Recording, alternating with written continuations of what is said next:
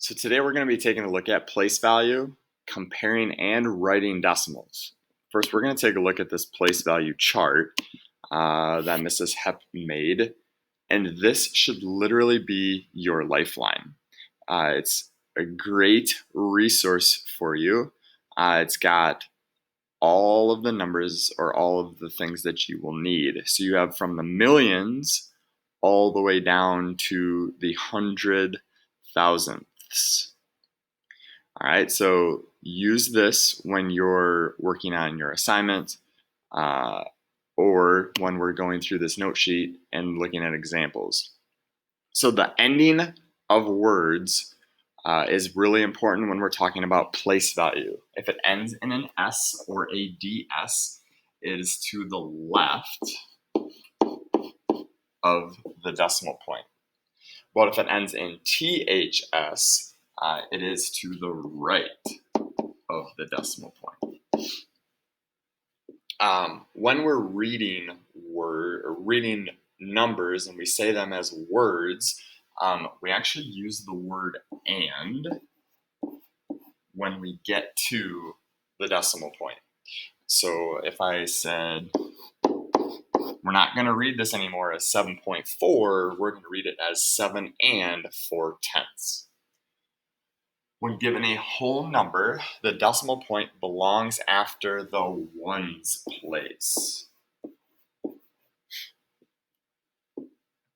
All right, so if we actually take a look at this number that I wrote down for you, identify the number in each place value. So what number is in the thousands place? So if we see DS, we know it's going to be to the left.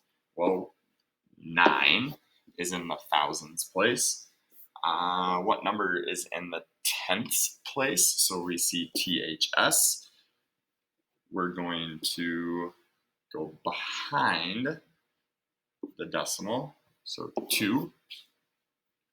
What number is in the 10,000ths place? So we see the THS.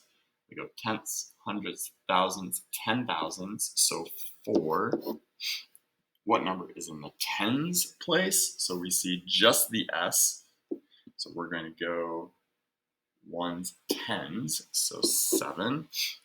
What number is in the hundredths place? So we see that THS, we're behind the decimal, so 3. All right, so identify the ending of the words, so it tells you which side of the decimal point you're going to be on, and then find that correct place value. So if I'm comparing decimals, we're going to work through each place value on both decimals, and we're going to stop when we determine one is larger. So if I take a look, I have 13, so I'm going to start at the tens. 1 and 1 are the same, and then 3 and 3 are the same. Well, I have to remember that this would be 0.00. So I have 0 the same, but the 1 is greater than the 0. So it is going to be a less than sign. Same thing I work through here, starting at my 9s, they are the same. Go to the next, the 100th, or the 10th, then the hundredths. Well, 9 is greater than 0, so I'm going to be less than. This is an interesting one. We can add as many zeros on the end of a number that we want to, and it doesn't change the number. So if I look here, I have 34 and 34, and I have 88 and 88, so this is actually equal.